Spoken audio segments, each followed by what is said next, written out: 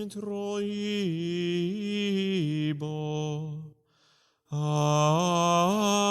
altare Dei. Welcome to Catholic Conversations. This is your host, Adrian Fonseca, and I'm here today with my two friends, Rodrigo and Jairo, two people that went with me to on a trip to Poland with the University of St. Thomas. We all went to Poland for a few weeks, a little over 2 weeks, to study the thought of John Paul II, to walk in his footsteps, and to kind of see what it was like in Poland then, what it was like now. We kind of walked through the history of Poland, and we learned a lot about JP2, his life, his philosophy, his theology. And then at the end of the trip, we all got back together, and we were assigned a topic to write about. And so today we're going to go over the different topics about surrounding Poland and JP2, also about just our experience in Poland, how it compares and contrasts. What are the good things? What are the bad things? And should you go visit Poland? Spoiler alert, the answer is yes. It was a great trip. And so I would highly recommend anybody go. But Rodrigo, Jairo, hello. Hello, Adrian. Yeah. So Jairo, who are you? Where are you from? What school do you go to? What's your major? Tell me a little bit about yourself. Okay, so my name is Jairo Guerrero. I am originally from Mexico, from Guanajuato in Mexico. I moved here to the U.S. about 4 years ago to start my education, my higher education in college. My majors actually, it's philosophy and communications. I'm doing double major. And also a minor in Spanish, since I already speak Spanish. So why not? Why not do it? Why not to get credit for it? And what do you want to do with that? Well, I would like to work in the media, especially because you know that if you're working in the media, you have to have like a really good background, intellectually speaking, in order to provide critics and answers to the current issues that are right now in the world. So, and also, well, I'm doing my majors in University of St. Thomas, which is great. And you currently you work at a radio station, correct? That's correct. Exactly. I work in Radio Maria, which is the worldwide radio station that broadcasts in many languages around the world. Here in the US, we have it in 3 languages, Spanish, English, and Italian. And concretely here in Houston, we have it in Spanish and English. Yeah, and so I work for the Spanish. It works perfectly. So you have your Spanish minor. You're working at a Spanish radio station. Yeah. You are doing your communications because it's doing radio, and you're using your philosophy because it's all about theology and philosophy. Exactly. Yeah. So perfect. Yeah. And Rodrigo, what about you? Tell me a little about yourself. Well, my name is Rodrigo Vega, and I was born in Mexico. I came to the U.S., Austin, Texas, when I was 1 year old. I grew up in Austin for 17 years until I moved to Houston 7 years ago.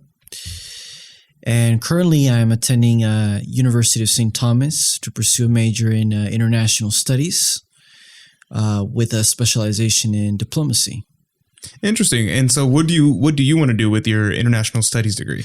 Well, I want to probably work in the private sector or public sector and or see the NGOs and explore the opportunities, whatever comes out of that, Awesome. So, yeah. Diplomacy. And then, so now let's move into, so now we know who you are, a little bit about y'all. Let's talk about Poland, our trip to Poland. So let's back up though. What did we have to do before we got to Poland? What was the prep work that we had to do before that? Well, before we went to Poland, we actually had to have read some books on the topic of JP2. And also on Polish culture, Polish history, just to be familiar with it. And we also learned a little bit of the Polish language, though I did really bad. But both Jairo and Rodrigo both did much better than I did. And Rodrigo, are you taking Polish this semester? Yes, I am in fact taking Polish this semester. So how's that going? It's actually really good. I'm the only student. Really? But I mean, Dr. Adrian is attending the classes as well, so technically it's 2 students. Wow! But, oh my goodness! Yeah, it's really interesting. I'm having a lot of fun and I'm learning a lot. And so I guess one-on-one is very good for learning. For learning, yes, definitely. It's and also Professor Ursula. She's very patient, very kind. She's very dedicated to her class. She likes to add into the mix a lot of games, so it makes learning a lot easier and fun. That's awesome. Are you ready to go back to Poland? Yes, actually, I was told by Dr. Hittinger just a few days back that if I could go to Poland with him, he offered me to go back to Poland. Awesome. Yeah, now we can have a translator. Yeah, exactly. We have you and Father Vitor. Because actually, he was translating for us when we were over there. I mean, by that time we didn't know more Polish, but at least you were the amount of knowledge that you had on that language far more than everyone else. Yeah, exactly. No, I mean, I really love languages, and Polish just seemed really interested, and also the fact that not a lot of people are very interested in Polish, or they just don't know a lot about Poland or Polish history and language.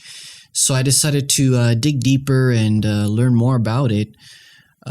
Because most people actually don't think about it, and if they do, it's like, well, why Poland? Why are you learning Polish? I've encountered that a lot on campus. Actually, when I've talked to people about Polish language, they're like, why are you learning Polish? That's so random. You went to Poland, then you came back, and now you're learning Polish. But I was like, well, actually, Poland is geopolitically, it's actually really important. It's an important ally to the United States. There was actually I think it was a couple months ago or weeks where Donald Trump visited Poland. They were working on some agreement to have military bases there because Poland is a part of NATO, and Poland wants to keep the U.S. as an ally, wants to be a part of NATO to basically keep Russia off their political sphere. Makes sense. Like stay off our property. Exactly, because they've had some history with Russia. So a little bit. A little bit, yeah. Just we'll talk about that a little bit.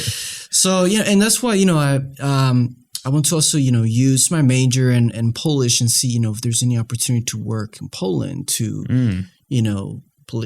get involved with, Poland, maybe on a political level or even on a cultural level, work on strengthening the ties with the U.S. and Poland. And, I've had some interesting experiences with my Polish teacher because not only, she's been living here in the U.S. for some time, but she's had the opportunity to learn some Spanish and about Mexican culture. So not only, am I trading, I guess, American culture with a Polish person, but also the Mexican culture as well. Your heritage. Yeah, very interesting. Especially because in Poland, Mexico, most people don't know a lot about Mexico. Yeah. And I think we tried the Mexican soup. I don't know if y'all did. Poland, yeah. It was an interesting experience. Yeah, while we were in Poland, we went to pretty much the only Mexican restaurant in all of Poland. And we went and as great as Poland is, they do not do Mexican food well, as you might expect. Yeah, of course. So there's an opportunity there to not only exchange culture with Poland, Mexican culture, maybe teach them more about Mexico, So yeah, I definitely I recommend it. It's there's not a lot of people actually interested in studying Poland in Eastern Europe, I guess. Yeah. And I think that's one of the reasons why this trip in particular with us was so much enlightening. So we learned so much because so many of the people on the trip really wanted to learn. Like we weren't there just to party or things like that to have fun. Yeah. We were there to have fun, and we did have fun. We did have fun. But I was very interested in theology and philosophy of JP2, and both of y'all were as well. And a lot of people on the trip, we all had interest in actually learning something. Yeah. And so we really did get a lot of chances to and dive into some things that might seem boring to some people. Yeah, and with the help of Father Beetle, I mean, he was just great. I mean, I think we could actually learn about Poland. We could actually see Poland through him. Yeah, I mean, he was like the door or the window. He gave us a good introduction to Poland. Yeah, I think we're very lucky. Because unlike other tourists that just go there, right, and they just visit, I mean, they have a book or a map. Well, I was watching videos of people going to Poland on YouTube before going, and people are just like, "Oh yeah, you got to try the beer." It's like you got to look at the nature. And I mean, all that is. I mean, it's all good things. Poland itself, right? Yeah, like that's not Poland. Like you have to go and see the religious aspect of it because the religious aspect of Poland is integral to the actual nation of Poland itself. And it's enculturated. Exactly. It's enculturated. The gospel is enculturated into the culture. So literally the word enculturated. Exactly. It's amazing.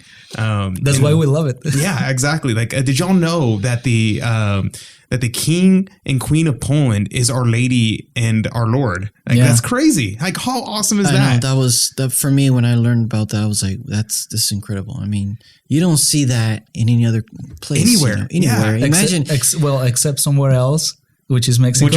And that's why I wrote the paper about that. Wait, Jesus was crowned king of Mexico? Not Jesus, but Our Lady. Okay. Our Lady Really? of Guadalupe. Yeah, okay. Okay. So tell me about that. Yeah, so I wrote about the relationship that there exists between Mexico and Poland, and why did JP2 love Mexico so much? Because he went 5 times. He went to Poland during his pontificate 9 times, I think, and 5 times to Mexico. And actually, his first trip as pontiff was to Mexico. And whenever he went there, he said this Polish phrase, but he kind of applied it to Mexico, which is Polonia semper fidelis. He applied it to Mexico, Mexico semper fidelis, which is, he said Mexico siempre fiel. Mexico always loyal to our Lord, loyal to Mexican principles. And that was kind of the idea that I had in mind whenever I was writing the paper. Wow, that's amazing. So in that aspect, so Mexico had declared Mary as Queen of Mexico? Like, not from the government, which that happened in Poland. Yeah, because not in Mexico, because in Mexico they have a secular government, and basically church and state is separate in Mexico. So they didn't do that officially, but it's kind of different the way that she's a queen, because she appeared there. Mm-hmm. Which is something that she didn't do in Poland, right? And it's like kind of different, the essence of how she's queen of the 2 countries, right? Which is interesting you mentioned that, because I know it's a big misconception that people think that Our Lady of Częstochowa is actually an apparition in Poland, but she's not. It's a recreation of the image thought to have been painted by Saint Luke, the evangelist of Our Lady. It's so ancient. Yeah, so it's a very ancient image, and so it's not an apparition, yet there are so many miracles associated with it, with the image, and so it's absolutely amazing to see the history of just that one image. Like, ignore everything else about Poland. You could spend like a lifetime just studying that image in its historical context, the miracles associated with it. It's absurd to see how many things went wrong with it. Like, do you all know the story of the robbers who tried to break in and tried to steal Our Lady? I think I heard something about that. They scratched Our Lady's face, so they tried to steal Our Lady from Jasnogora, and they went in, and whenever they couldn't take it, they slashed her in the face. And so when they were fixing the image, they left the scars there on purpose to remind them of what happened. And so if you see a lot of the images of Our Lady of Częstochowa will have those marks on the face. Not all of them. Some people will take them off, but a lot of them will have the 3 marks on the face to remind them of that, like, sacrilege of that. That's happened. Interesting, because I didn't write that in the paper, but that's something that it's also similar to Mexico. There's a story actually that somebody wanted to explode the basilic. That's right. And they put a bomb on the image, under the image, in some flowers there, and the bomb didn't explode. No, it did explode. Yeah, but it didn't do anything to the image. So I remember you can actually go. I encourage you to look this up on Google Images. You can see where the explosion happened. Yeah. There's a cross that was nearby, and it's completely bent over and melted. Yeah. The heat of it blew, started melting all the metal things around it. All the windows in the church were blown out. Yet the image of Our Lady was perfectly intact. But the bomb was right underneath Our Lady. Yeah. And so it should have been completely destroyed. But the Mexican people say that our Lord, he protected Our Lady. He protected his mother, basically. Absolutely. Yeah. And that was during the government of Calles, I believe. When, probably. During the Mexican persecution, the Crusade War. Oppose, probably, I don't know. During the Crusade, I think in the 20s or 30s, I believe. Yeah. We have to do more research. But No, yeah, there's also more scientific research done on Our Lady of Guadalupe. Yeah, that's right. I don't know if your listeners know about the fact that they found San Juan Diego actually In her kneeled eyes. in her, Yeah. her With the pupil, bishop, her eye. yeah. That's crazy. And you can see like on her tilma, she's wearing the stars. And if you actually put the stars up in the sky, it actually makes a constellation of the stars that would have been present on the night that it happened. Yeah, I heard that. Yeah. And there's just like a million different things. Like, oh my gosh, Our Lady of Guadalupe. There's just it's so much. There's so much. It's ridiculous. And it's something that I wrote in the paper that in Poland, Our Lady of Częstochowa, she's like the queen, the mother, but also the identity of the people. And the same thing happens in Mexico. You can actually find people in Mexico that they are atheist people, but they are Guadalupans people that they love. They proclaim themselves. I am a ateo Guadalupano.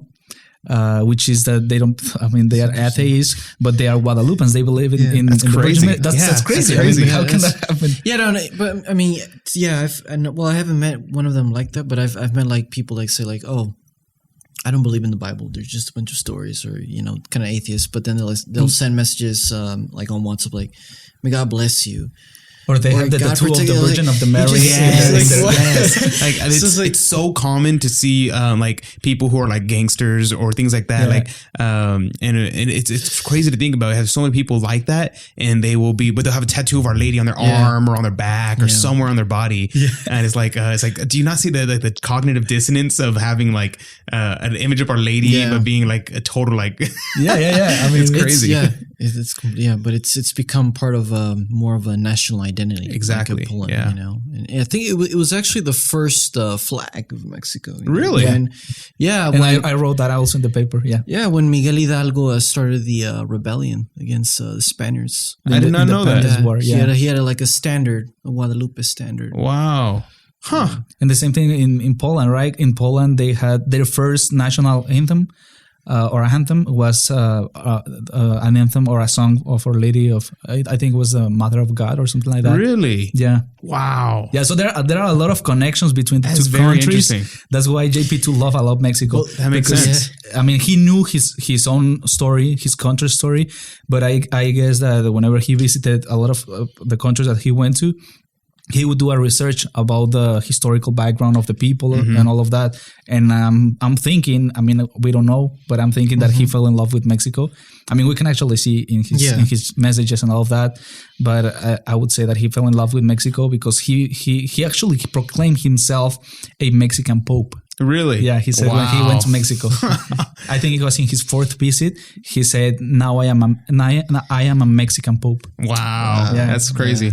Yeah, And so there's the interesting parallel there as well of like the infiltration of communism in Poland and communism in Mexico.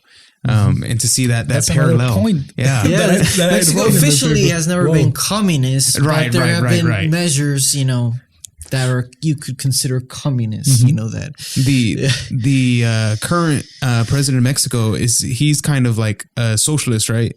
Yeah, I With a believe, tendency, yeah. And so you kind of have that common theme of like pseudo-communist in like within Mexico, but then also you see it in a lot of the liberation theology that they're putting into Mexico, like a lot of the priests and religious people, and this is just South America in general. Sadly enough, where people are infiltrated with this liberation theology that's brought back from the KGB, which is basically like, here's Catholic theology, and let's cover it with communism in order to just like, so you won't see the communism. And then so you get these like crazy ideas like I don't know, like Jesus was a socialist and things like that, which is absolutely absurd to think about. But yeah, so I just think that's very interesting parallel because and then let's talk about Poland being being conquered by both the communists and then the Nazis. Like, oh my Socialist gosh, and communist. that was pretty insane. That they at that point, at one point in history, were like completely wiped off the map. And Rodrigo, did you talk about any of that, like the history of the communists and Nazis in Poland? Well, I spoke about pre-partition Poland, which was before 1795. But I mean, I did some reading on that, and well, basically, World War II is known as for Poland as like the war that Poland lost twice, because yes, they were invaded by the Nazis, and then the Soviets came and they liberated, Poland, but it wasn't really liberation, it was just another dictatorship, another totalitarian government. With another name. So another system. And so I guess this is what really made the Polish people very strong, very tied to their national identity, was the fact that they've been close to losing their identity, their culture, their completely. Because I'm sorry for interrupting. I remember that Father Vito told us that there was a time in which Poland didn't exist. The only way they kept Poland alive was through their language and their culture that they had in their homes. I don't know if you remember that. Yeah. It's very interesting to think about, like everything just completely wiped out, and all you have is what's in your head. Yeah. Like, oh my gosh, like that's scary to think about. And then so moving on to a more happier note. Yeah. Like what's your top 3 favorite things about Poland? And I'll give you a second to think about it. I won't tie you down to it. It's like, if you change your mind later, I won't be like, no, you said it. You said it. Can't change your mind. But think about the top 3 favorite things about Poland. For me personally, I really loved going to go see Our Lady Częstochowa. I really wish I could have spent more time there to see her and spend time with her. And then another thing that I really loved was like the reverence that was there for Our Lady, and for the Mass and for liturgy.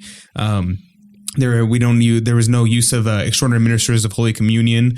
All the priests just spread out and started distributing communion throughout the church. Yeah. And then maybe the third thing, the barbecue we had. There was surprisingly good barbecue in Poland. I was so shocked. I was like, oh my gosh, I did not think for a second I'd find good barbecue in Poland.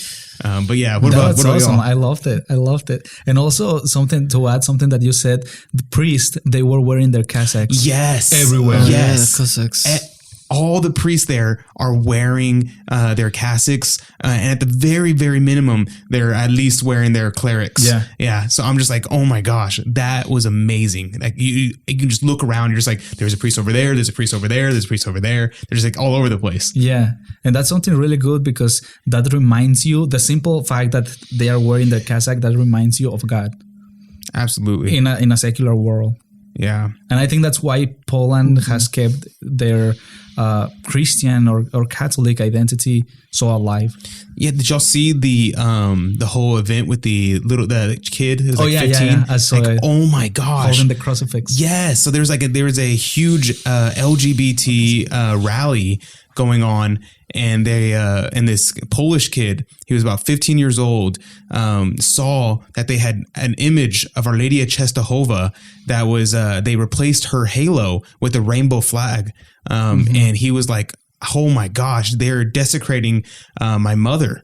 And so he runs to the nearest Catholic church and asks for a crucifix from the priest there. And the priest actually hesitates, but not because he's scared, but of like standing up, not because he's a coward or he doesn't believe that it's wrong. He actually hesitates because he says, oh, make sure they do not desecrate the crucifix. So he didn't want to give him the crucifix because he was afraid of them desecrating it, because he had such love for our Lord. And so the kid promises to try to protect the crucifix. He gives them the crucifix and he runs out in front of this mob of people coming through, and he stands there and holds out the crucifix wrapped in his rosary as he starts singing the Salve Regina in Latin. And he's sitting there, and the cops have to pick him up physically and carry him because he refuses to move. And so there's this great picture online of him just like being held up by these cops and him holding the cross over them.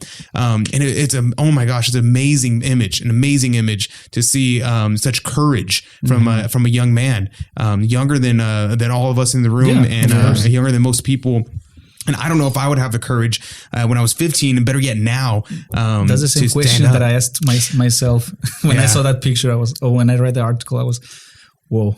Who knows? Well, maybe in Poland, we live here in the U.S. It would be, a different situation if it was in Poland, because I think here in the U.S. you would face more backlash than in Poland. Yeah. I think if you did that in America, you'd have like people like Antifa, like literally killing you for doing that. Yeah. Like, oh my Meal gosh. over you, yeah. I would get people got hit with big baseball bats in the head by Antifa and things like that. It's like, oh my gosh, it's crazy. Yeah. Luckily, no one has died yet, and I hope no one does. But like, if I went out and did something like that at an LGBT event, held up a crucifix and a rosary, and started praying, I feel like they would kill me. I honestly believe that I would die. You would be a martyr. I would be a martyr, and I don't know if I want to be a martyr. Well, you want to go to heaven. So this is true. The quickest way. This is true. It hasn't been easier to gain or to achieve heaven, to get to heaven. And that's a phrase that San Jose Sanchez del Rio said, which is also a 15-year-old kid from Mexico, also in the Crusade War. That's right. Yeah. Viva Cristo Rey, Viva la Virgen de Guadalupe. Exactly. Yeah. Oh my gosh. Yeah. See, there's a lot of connections. Yeah. Yeah. It's amazing. And so for you specifically, Rodrigo, you're did it pre-partition. You're referring to what was the partition of Poland? Well, the partition is referring to, before the year 1795, and basically was when Poland was split between the great powers in Europe, which was Prussia, Russia, Austria. So Poland ceased to exist basically for a period, I think it was 200 years or 150 years, somewhere with that. And but yeah, my research was more focused before the partition, because there's just so much history in Poland. It's 1,000 years of history. Wow. It's from 966, the year 966, when Poland officially became Catholic, to now. And so whenever they date the history, like Poland, they say like, well, we took a hiatus for like 200 years and then we came back, or they just like, no, we existed then. We're just like, we're underground. Exactly. I guess. So how do they like date that? They say like, how do they declare like we're 900 years old or we're like 700 years old with a gap? I mean, well, the Polish people have existed before, 966, but they were basically Slavic tribes. But, of 966 is important because that's when King Mieszko I was baptized. He accepted Christianity. So many historians will say, well, that's when, Poland, was brought into a church, the Europe, the Western Europe, Western civilization, So that's an important date for Poland. And, since then, Poland basically has been very close to the church. And so the Polish people throughout the history from then to the pre-partition, right before the partition, what was the faith like in Poland regarding like the kings and the queens and everything else in between? What was it like? Well, I was actually really surprised because unlike other Western European countries like Spain, Italy, the church was actually not in control. Did not control the government itself. There was basically, so you had the nobles, which were called Szlachta, and you had the church, basically the king, and basically the Szlachta wanted to have like freedom. So the church really couldn't impose their will upon the nobles. They were basically the ones who ran the government. The king was just elected really during the period of the Rzeczpospolita. And so there was democracy. Yeah, so there really wasn't any inquisition in Poland. There wasn't forced conversions. Actually, Poland before the partition was very pluralistically religious. There was a large community of Jews.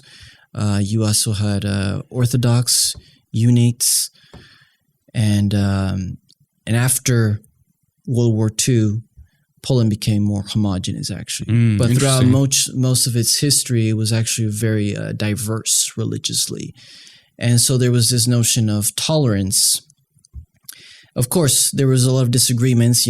Tolerance, when I mean tolerance, I don't mean like everybody got along, right? But, relatively people, they basically accepted, okay, they're different, they have a different religion, that's it. But that doesn't mean like they would always get along with each other and, come together. There was still, So differences. what was disagreements. Poland's relation with like the pagan religions? So they kind of like respected the Judeo-Christian religions, but what about the pagan religions that were prevalent in Poland before it became a Catholic nation? What was their stance? Well, actually, Poland became pretty Catholic after, during the period there was a lot of after 966 it became really Catholic. The last country to be converted into Catholicism, to accept Catholicism, was Lithuania. Really? And that was because the nobles had made an agreement with the Duke of Lithuania. He was looking for an alliance, and they created an alliance with Poland, which was the Rzeczpospolita, and Queen Jadwiga married the Duke of Lithuania. So who's Queen? How do you say her name? Queen Jadwiga. Jadwiga. Who's Queen Jadwiga? So Jadwiga is she was very important. I remember when we kept seeing her name pop up everywhere. Yeah. It's like, who is she? Why is she so important? So she's really important in Polish history because she, at a very young age, I think she was like 15, 16, very young age, she actually married the Duke of Lithuania against her own will, because there was actually a marriage that was supposed to take place with the Austrian prince, not with the Duke of Lithuania. And there's accounts that she was actually in love with the Austrian prince, but the nobles had arranged everything so that that marriage would actually be canceled, annulled, and she would marry the Duke of Lithuania. And there's a myth of her actually grabbing an axe and, trying to flee from the castle because she just did not want to marry the Duke of Lithuania. She wanted to marry the Austrian prince. But nevertheless, she married the Duke of Lithuania, and she basically accepted what was coming to her. She took upon herself to maintain her country, to create this alliance between Lithuania and Poland. And because of Jadwiga, Jadwiga married the Duke of Lithuania, but the Duke of Lithuania had to convert to Christianity, to Catholicism. So that was the agreement. They would create an alliance, and he would enter marriage with Jadwiga, but he had to convert to Catholicism. Wow. So that's how they turned Lithuania Catholic. Exactly. And now she's a saint, right? And now she is a saint. Wow. But, there's a lot of reports that she was really generous, very humble. She really cared for her people. And she donated a lot of money to a lot of the churches, institutions. And actually, I think it was she left her money when she died. She left it to for the Academy of Krakow to be built. Interesting. Wow. It was called the Academy of Krakow. So now it's the the University of Jagiellonia. Oh, right, the Jagiellonian University. Yeah, we went there for a moment, and we got to see where they rounded up all the professors during Nazi Germany and carted them all away, where 99% of them were executed. Yeah. And is that where JP2 studied? Yeah. He did his I think his PhD there, and also his primary studies. And we went to the Collegium Maius, which was basically the first institution of the first building, and it was awesome to be there in a medieval building. Yeah, we loved it. And it's see so also cool. the statue of Copernicus. Yeah. And that's right. Yeah, there's a lot Copernicus, a son of Poland. I know. I never knew that. Yeah, I was like, I didn't know Copernicus was Polish. I was like, what? There's so I knew many he was people. Polish. I just didn't know he went to University of Jagiellonia. Yeah, the same place where JP2 and so many saints were. St. John Cantius, he taught at the Jagiellonian. And I was like, what? What is this university? Yeah, right. Oh my goodness. And it's so famous around the world. Yeah. I forgot to mention that as I was doing my research, the University of Jagiellonia played a role in pre-partition Poland, mainly because there was a lot of academic scholars who actually condemned the Crusades at the time because they said it was against God's will. Whoa. So the Crusades were not really that popular in Poland. Well, mainly because they always had, skirmishes with either the Tartars or the Turks. But also they just didn't like the idea of imposing religion, and they saw I was against God's will, which reminds me of what we learned when JP, what he said in Fides et Ratio, that he basically, I think he mentions that faith cannot be faith imposed. Well, he said so. In Fides et Ratio, his argument is talking about the relationship between faith and reason, and how the faith the faith of God, that's in the divine revelation, can never contradict reason, because reason was created by God as faith is created by God, and so they're both can never contradict one another. And so if reason is contradicting faith, there must be something wrong with either your reasoning or there's something wrong with your interpretation of the faith, which is so if you're like a creationist and you believe the earth is 3,000 years old, that contradicts reason. And so there's something wrong with either the science or there's something wrong with the way you're interpreting your faith. Yeah. And so we would say there's something wrong with the way you're interpreting your faith if you think it's 3,000 years old. But but you couldn't, you had to basically, in order for faith could be passed down through reason, through talking. Not entirely. Right? He says that just like Thomas Aquinas, that you can get to a certain place with reason, which is what Thomas calls natural theology, where you can come to a knowledge of, you can know that there is a God through reason. You can know a lot of the moral theology through reason. But the divine truths, like the Trinity, that the incarnation of Jesus, the seven sacraments, those things cannot be known by reason alone. It has to be with revealed faith. Yeah. There has to be revealed truth there. And so there is a distinction between the two. There you can't come to faith completely by reason, otherwise there wouldn't be faith. Yeah, of course, but I mean by blind faith, just to have blind faith and imposing, right.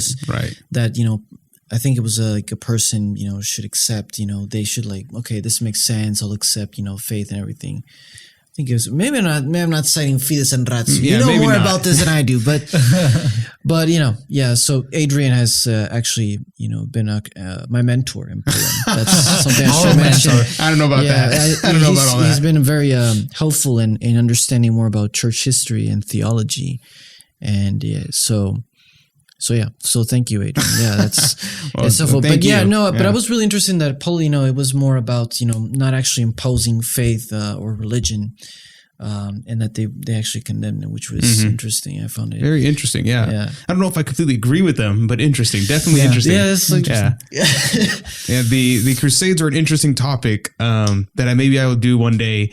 A whole episode on talking about the Crusades, and some of them were good, some of them were bad, and then some were very interesting, like the Children's Crusade, which we can talk about at a later date. That would be awesome to listen to a podcast about that. Yeah. But then JP2, we talked a lot. We went to go visit his home. We went to visit his where he was moved during communism. He had to move to a smaller home. And his life, we learned a lot about his life. What about his life or his teachings really stood out to you? Well, I mean, there's just so much. Let me see. There's so much that I'll start. Yeah, you start. Because I was thinking about something else, because you mentioned before that the three things that we enjoy most or that we like most, and I was thinking about that because we mentioned about we were talking about the history of Poland, and that immediately brought me to the castle, Babel Castle, right, and especially the cathedral. And in that cathedral is where JP2 celebrated his first mass when he was ordained in Ad Orientem, of course. Actually, he celebrated 3 masses, one behind the other, and I found that very interesting. I don't know. Well, that's right, because JP2 lived like more than half his life under the Tridentine Mass. Yeah, because he was the council was convened while he was a bishop. He was a bishop. Yeah, he had just become a bishop. Yeah, and so he was a baby bishop at the time of the council, and so he spent the majority of his life, or at least the half his life, as under the Tridentine Mass. So he was formed by the Tridentine Mass, which is very interesting. Exactly, and some people claim JP2 to be a modernist, especially during his papacy. But somehow he's very controversial about that, because you can see his teachings, especially, for example, Humane Vitae. No, that's Paul that was VI. Paul VI. Yeah. The other one, it's Evangelium Vitae. Okay, right. Yeah, Evangelium Vitae. For example, that and on some other of his teachings, he's very conservative about the moral of the behavior of the human person, the human people, and I think that's something that I would remark about his teachings and his pontificate. His personalism. I think he went from the phenomenalism. From the Phenomenology. phenomenology. Sorry about that. So he went from the phenomenology to develop a more a foundation for the sexual life of human people. Yeah, I think it's very interesting. I think one of the things that JP2 got right was his anthropology, and the reason for that, I think, is his connection with Aquinas. He really had one of his primary education was from the Angelicum, which was he was educated under Thomas Aquinas, and then later he was educated under phenomenology, and it was in joining the two that he kind of develops his weird, unique anthropology, where we get the things like the theology of the body, Evangelium Vitae, and things like that. And so he started off with the correct premises of Thomas Aquinas' anthropology, and from there he was able to move forward about what is man and what is he geared for? What makes us fully human? What makes us fully alive? Yeah. And that's what he really understood, I think. Yeah. And being in Poland, especially for me, I could understood more about why he came up with all of those ideas based on the context, on the social context that he lived, and I mean the history in which he was immersed, especially during the communist infiltration and invasion. Yeah, then in like going along with that, he writes a lot about the dignity of workers and things like that. And some people will like to take that and take it towards a communist route, and take it toward a socialist route, like the workers' revolt thing, that kind of idea, which is completely contrary to what JP2 would have wanted. Because the reason why he was writing and talking about the dignity of workers was because he was living under communist regime and was like, we are not getting any dignity as workers, and so. His critique of communism was the fact that communism reduced man to work, whereas a man is not work itself. Man can flourish through his work and by doing work, by tilling the soil, as it says in Genesis. But he is not work. He is not what he produces, which is the error of communism, which is saying that we are only as valuable as what you can produce. And I think that's the error that we see today in the world, especially in developed countries, that they see people as objects, as objects that produce, that give money. Absolutely, we're very materialistic, like things, and I think that it really is, you like put your finger on the problem, where we do, even if we don't say we do, if we pretend that we don't. So many people, including myself, kind of look at people sometimes and say, like, what can you do for me? Or what is your relation to me in terms of like, what kind of benefit do I get from talking to you? What kind of benefit do I get from having a relationship with you? Instead of just thinking you are a human person with dignity and worth, and that's enough. And that's enough. And I think that's the jewel of JP2, of his teaching. Yeah, I think that's right. I think that's really good, because they say that anytime JP2 would meet someone, he would never forget their name. Yeah, and the second he would meet them, he would meet them again like 20 years later, and he would remember their name, because to JP2, every person was like looking into the face of Christ. And so he remembered every person he ever met, which is like mind blowing. Yeah. I'm just like, oh my gosh. Especially he's a pontiff. He meets a lot of people every day. Yeah, so it's quite amazing. And him under communist regime, having to study and having to work at the same time. So that's why I think that's one of the reasons why he had such a great love for the youth, because his youth was so stripped away. He had no youth pretty much. His mother died when he was young, and then his brother died soon after. And then before he was ever ordained a priest, his father died. And he was completely alone. Yeah, it's crazy. Yeah. And also, I mean, he adopted, or he wanted to be adopted, and he was actually adopted by the Virgin Mary. And I think that because of his country. I mean, Poland is a Marian country. So he had that in his blood, basically. And that's where his motto comes, totus tus. That's right. Totally yours, Mary. Yeah. Take the idea of giving yourself totally to Mary, and then Mary will take what is imperfect in you and present it to her son on a silver platter and be like, this is good. This is good. Yeah. So yeah, it's quite amazing to think about. Okay, Rodrigo, top 3 things from Poland. Well, actually, I was going to mention something about JP2's life. Go ahead. Because I remember now, because it's been a while since. So yeah, it's been a while. So one thing that really did struck me was the fact that he, at first, his first intention was not to be a priest, but actually he was in theater and he was in philology. And, it's, I connected with that because I also love languages, to study language as well. So, and, I saw JP2 was into that as well. So it was, it was heartwarming to see that there was something that we had in common to read, the life about a pope or a saint and say, okay, we have something in common. It's more human. And also the fact that he realized he had a change of heart as to his vocation. And he attributed a lot of that because of the saint he had read, which I think it's Saint Albert. Saint Albert, which he had first wanted to be, he was a painter, professional painter. And then he wanted to be, he realized he wanted to help out the poor in Poland. And I think it was a Franciscan order. I don't know if do y'all remember. I don't remember. Yeah, but he was and his father actually was the one that used to tell him that story. Yeah, exactly. Yeah.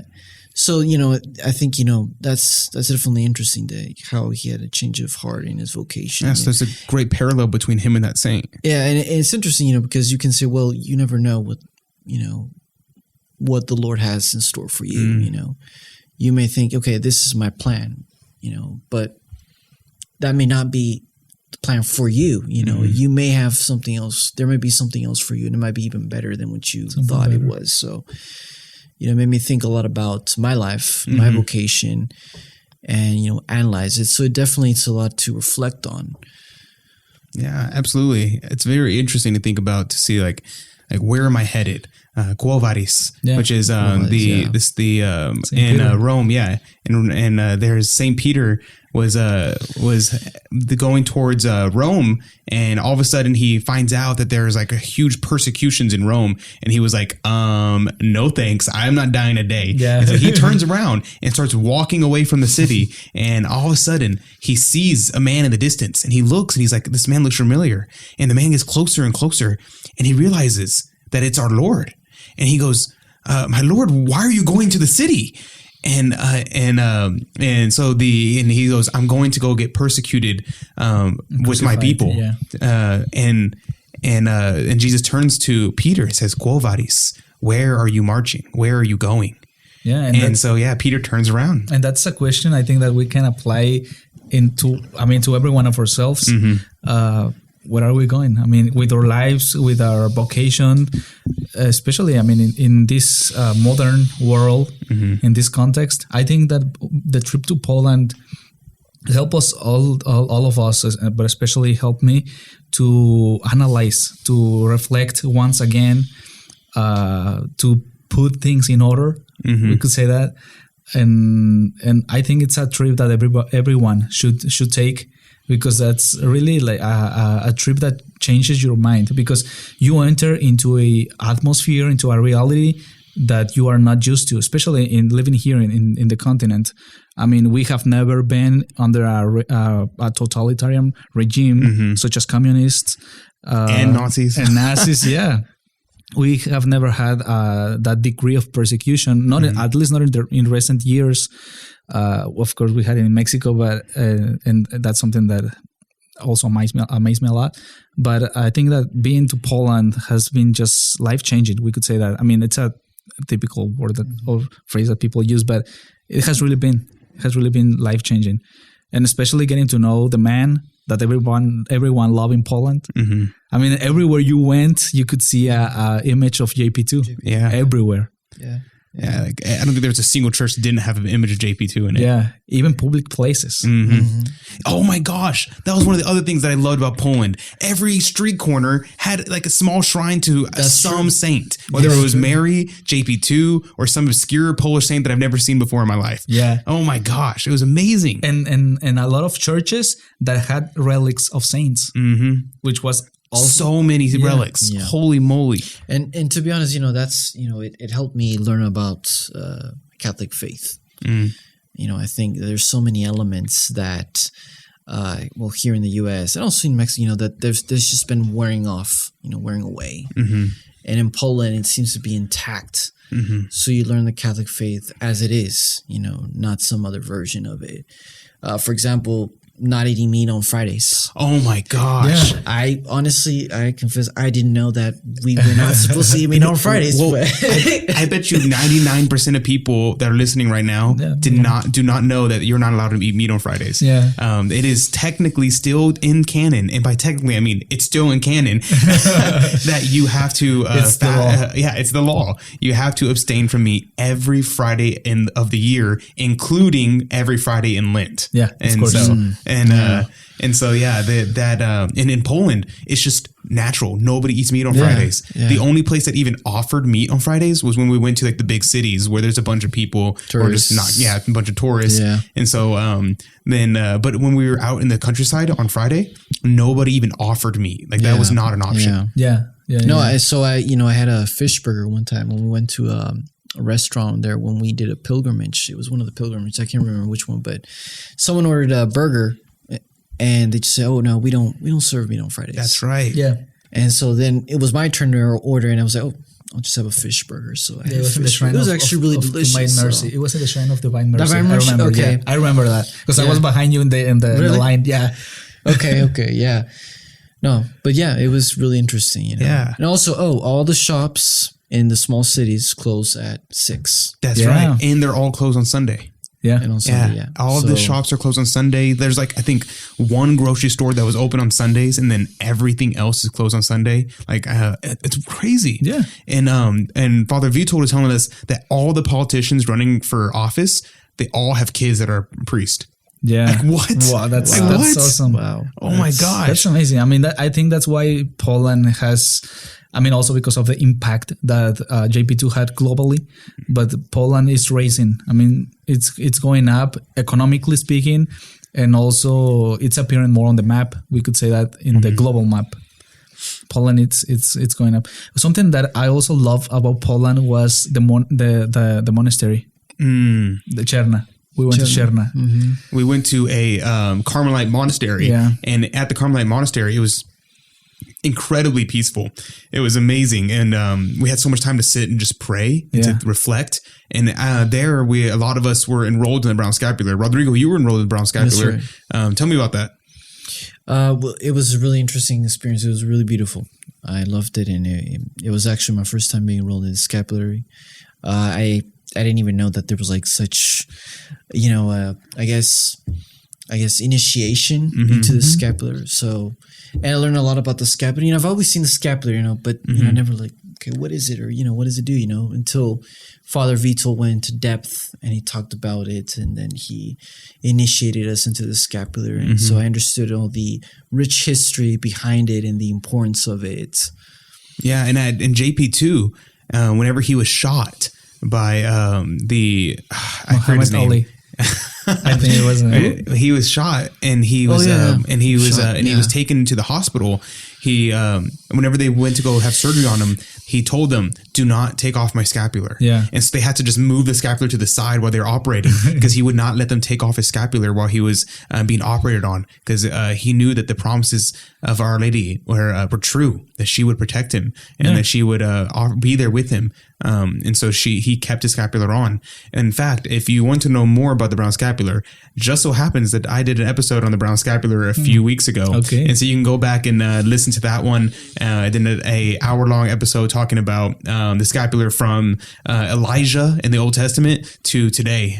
So it was everything you could possibly want to know about the Brown Scapular and where to get started. Awesome. So just FYI, a little plug of myself into myself. Yeah. And also, I was enrolled also in the scapular over in Poland, and that also had a spiritual impact on me, because I was thinking the whole time, I mean, like, Mary, you have brought me to Poland to show me your love. I mean, because there are sort of certain requirements in order to receive or to be enrolled in the scapular family. And one of them is that has to be in a Carmelite church, and also by a priest. And we had that. We were there in the monastery. So, and actually, I remember that when we were there, I was sick. I had kind of the flu. I remember that you were like gone for like 2 days, and then all of a sudden you were there for the Brown Scapular. Exactly. And then everything was okay. Yeah. No big deal, no big problem. Yeah, that was awesome. Yeah, it was really nice to see, because I think like almost everybody on the trip received the Brown Scapular there. Yeah. I received the Brown Scapular years ago, and so I couldn't like receive the Brown Scapular. Yeah. And so I was helping out with Father, helping him carry stuff and things. Yeah, the acolyte. I was serving, and it was really nice and amazing to see like so many people with the devotion to Our Lady, and we were there at a Carmelite monastery with a ginormous image of Our Lady behind us. And I was just like, wow, like this is amazing to see like so much love for Our Lady, and to really think about the fact that when we put the Brown Scapular on, this is what it's like in Poland, just like in general. And this is how it should be everywhere, where we feel like we're being clothed by our mother. Our mother is putting a cloak on us right now. Like it's like as if you were naked, and your mother saw you naked, and she knew that you needed to be comforted and that you needed to be sheltered. And she takes a blanket, a big heavy blanket, and covers you in it and wraps you in that cloth. That is what it's like. That is exactly what it's like, what Our Lady's love is. And also you can express your love to her by kissing your scapular every day. Yeah, absolutely. Which is awesome. And they used to have an indulgence attached to kissing the scapular. It is. I think that it was revoked by Paul VI, actually. Wait, so there used to be an indulgence. If you kiss the scapular, you would have an indulgence? Yeah, you'd receive like, I think, a 500 days indulgence for kissing your scapular. But I think, I could be wrong, I think that was just taken off the books by Paul VI. Okay. But I'm not 100% sure. Hopefully but not. No, it's not a bad thing to kiss it though. Yeah, of course not. but yeah, so, but just, maybe I'll do I promised so many different episodes of so many different things. I need to do an episode on indulgences and like, what does it mean to be like a 500 days indulgence? What the heck does that mean? And quickly, what it means basically is, a 500 days of doing a penance. You would receive that amount of indulgences. So it doesn't mean like 500 days off of purgatory. It means 500 days of doing a penance. So yeah, that's kind of the idea of what it is. So if you sin, like you have 500 days. No. So okay, explain a little bit longer. So kind of like what it is it's like, for instance, if I was going to fast for 500 days, instead I could kiss a scapular instead, and it'd be the equivalent of fasting for like 500 days. So instead of doing the penance for this sin, you just kiss a scapular. Right. Okay. Kind of. Got it. Yeah. Kind of. Simplified. All right. But you still have to go to confession. Yeah, of course. Obviously. But yeah, so that was and so Rodrigo, do you have any other any like things that you enjoyed about Poland, or things that like really stood out to you? I mean, I really enjoyed just the people. They were really nice, very welcoming.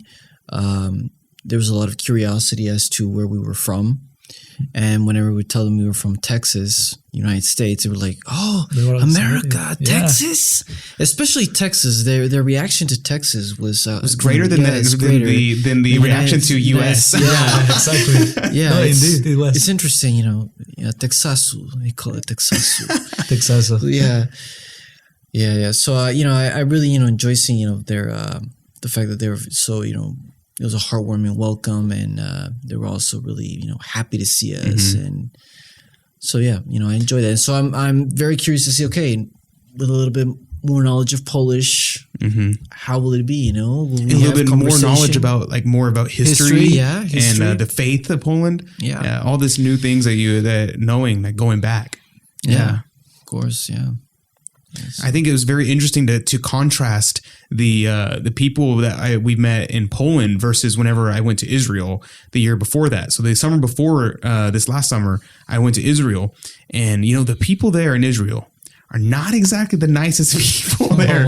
And there are a lot of angry people, and people would be like, "You're from America? Go back to America." I was like, "Oh my gosh." I'm like, I was like, people were yelling at us. And at one point, like a kid jumped out from the side of the corner and pretended to shoot us with a pop gun.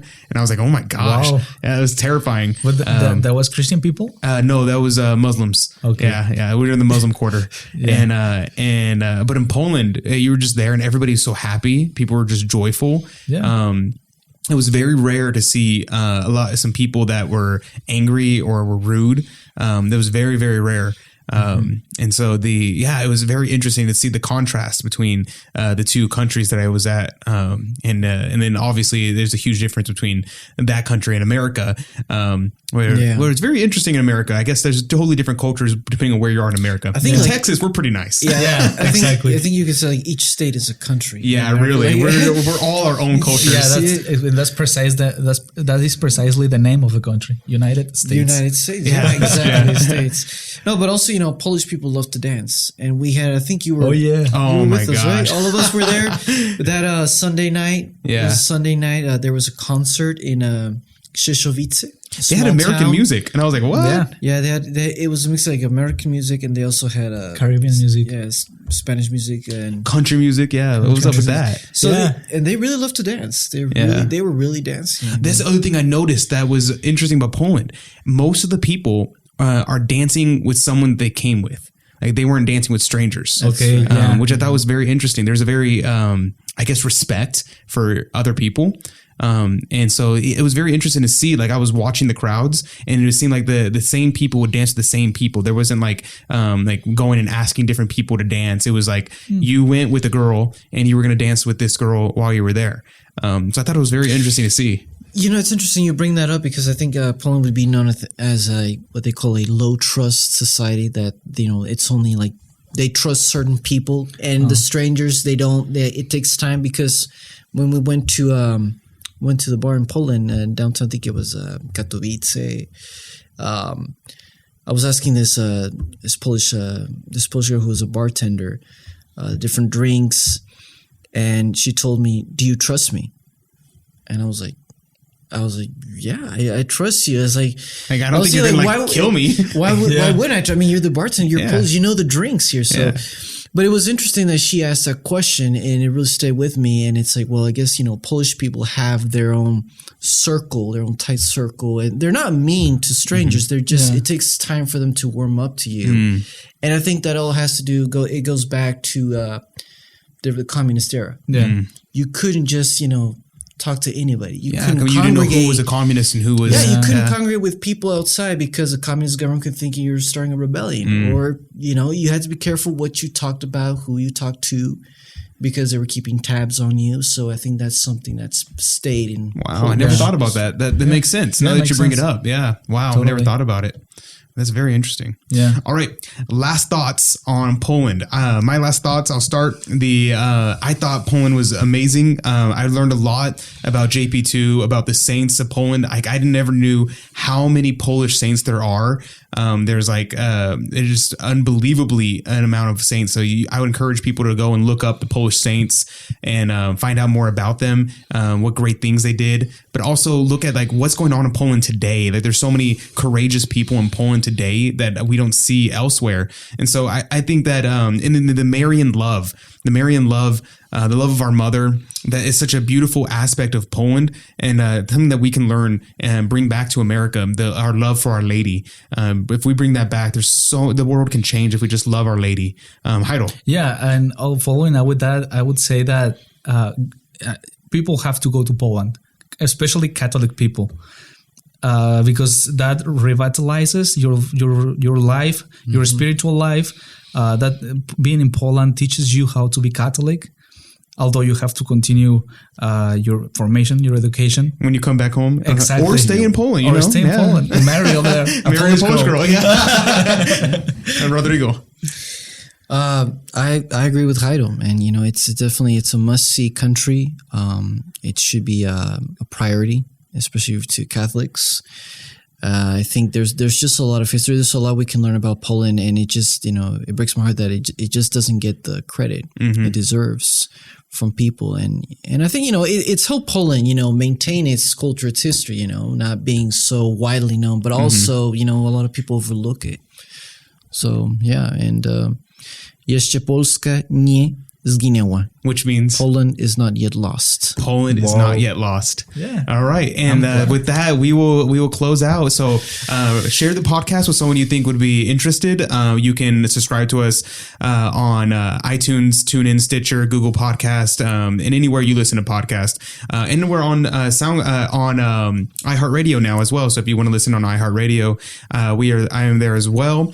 You can contact me with any questions, comments, or concerns at fonsecaproduction@gmail.com. That's Fonseca, Fonseca production@gmail.com.